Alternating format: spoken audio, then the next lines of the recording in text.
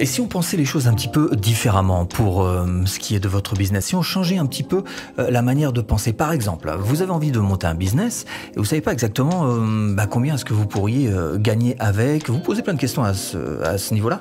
Moi, j'ai envie de vous poser la question différemment et de vous dire, par exemple, combien est-ce que vous avez envie de gagner. Si par exemple, vous mettez en tête de gagner quelque chose comme 3000 € par mois, d'accord? Ce serait votre objectif.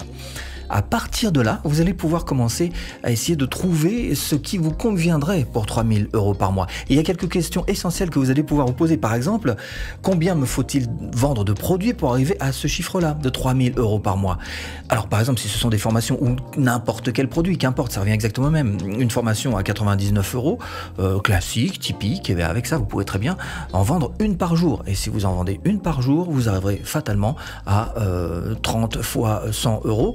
On peut bien dire que ça fait à peu près 3000 €. Hein. Voilà, c'est tout simple. Donc cette manière de penser différente peut vous permettre à vous poser d'autres questions qui peuvent vous aider à solutionner vos problèmes. Si vous n'arrivez pas à monter un business ou si vous avez envie d'en monter un deuxième en parallèle, quel type de produit vous faut-il pour arriver à ces 3000 €, donc ces 30 ventes à faire par mois?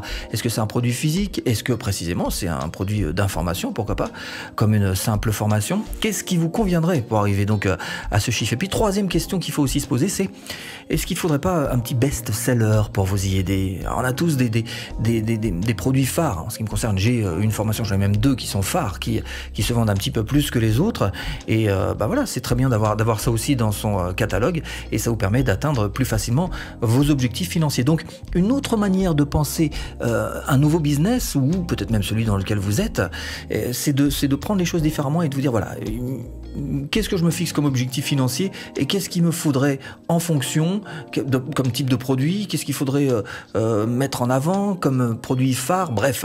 Toutes ces questions vont venir absolument toutes seules à partir du moment où vous aurez un petit peu cadré les choses différemment.